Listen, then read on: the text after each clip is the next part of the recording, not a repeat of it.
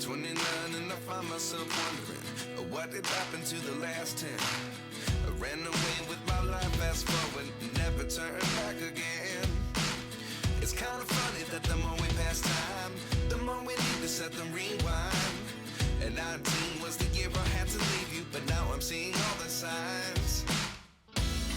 Is this really happening? I can't believe it's true. I'm just as surprised as you. Is this really happening? I can't be too sure, but one day I'll be yours again.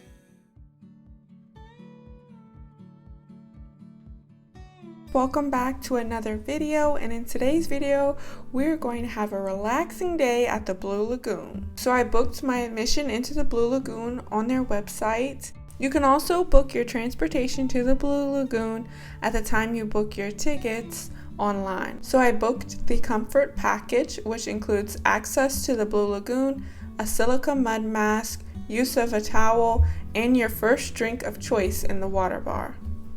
So it takes about 45 minutes from Reykjavik to get to the Blue Lagoon, and once the bus dropped us off, we were greeted to this beautiful path that led us up to the entrance of the Blue Lagoon. So when I arrived, the Blue Lagoon had just opened. Check-in was very quick and easy, and we were each given a wristband. So your wristband is the key to everything during your time in the Blue Lagoon. So it unlocks and locks your locker, and anything you order at the bar will be charged to your wristband. And on your way out, you scan your wristband one last time, and it allows you to pay for everything when you exit. So just like the secret lagoon, you have to shower beforehand, and the locker room was very clean and modern. The Blue Lagoon offers more privacy as there are many different shower stalls, which is a difference from the secret lagoon. So in each shower there is body wash, shampoo, and conditioner available for use. And it is highly recommended that you put conditioner in your hair because the silica is really damaging to your hair.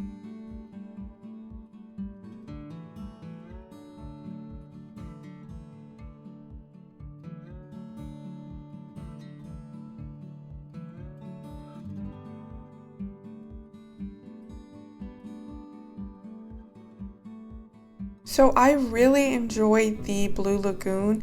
It's very relaxing and peaceful. The environment is very luxurious and very nice.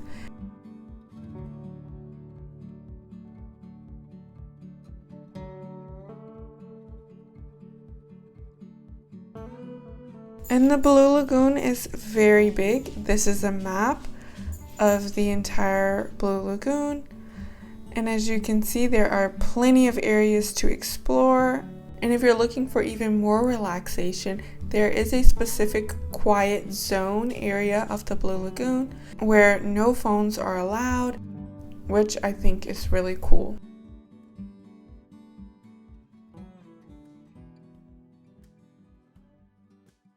So the water bar is located over here, and like I mentioned earlier, your first drink of choice is free. So this is the menu. I decided to get the green is good smoothie. It was pretty good.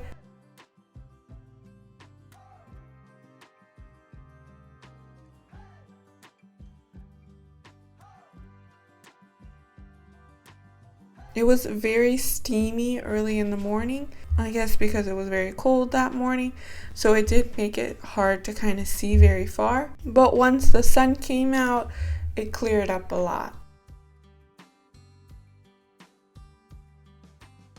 One thing I thought was very cool and interesting was the way the lifeguards were dressed.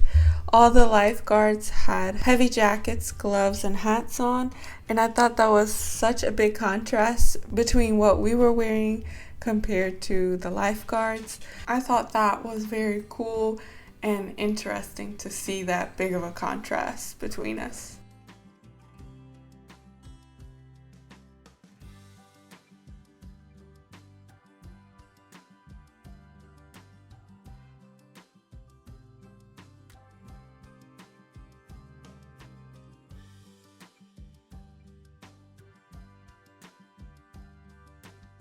So there is a little cafe where you can grab salads and sandwiches or a little snack if you get hungry.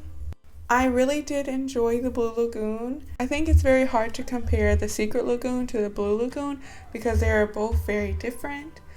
However, I think if you're looking for more of a spa and luxurious vibe, I would go to the Blue Lagoon. And if you're looking for more of a community and hanging out with friends and more of an intimate feel, I think I would go with the Secret Lagoon. So after about 3 hours, it was time for me to catch my transport back to Reykjavik. And overall, I really enjoyed my spa day. I think the Blue Lagoon is something you absolutely have to do if you come to Iceland. So after the Blue Lagoon, I decided to try out this restaurant called Seabaron, which is located right next to the harbor. This restaurant was actually recommended by my tour guide on the food walk tour that I did earlier in the week. And this restaurant also has really good reviews on Google. Apparently they are known for their lobster soup. This is the menu here. So I, of course, tried the lobster soup because that was recommended by my tour guide.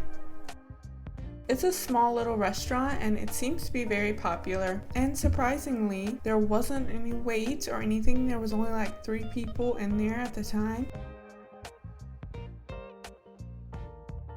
So the lobster soup did come with some bread and butter. I enjoyed it. I thought it was good. However, it did not wow me. And I don't think I would wait in line for the lobster soup. But definitely worth a try if there's no line. So after I left Seabaron, I was still a little bit hungry, so I went to Reykjavik Fish restaurant, which is right across the street. And I picked this restaurant because I saw they had the Icelandic fish stew, and that has been my favorite dish in Iceland since I did the food tour. And I'm sad to say it wasn't as good as the restaurant on the food tour. I much rather the fish stew from the Messin restaurant. It was much creamier and more flavorful. This one was just a little bit dry and didn't have much flavor. So if you want to try the Icelandic fish stew, make sure you go to the Messin restaurant. It was so good. I highly recommend that restaurant.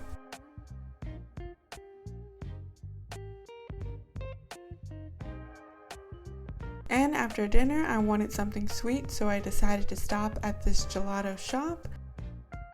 It's a cute little shop right in the city center. I highly recommend coming here if you want something sweet.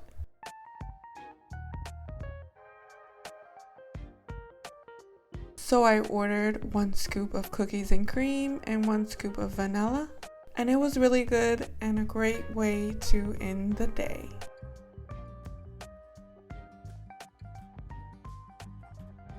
Thanks again so much for watching. Please stay tuned for my next video where I go snorkeling between 2 tectonic plates.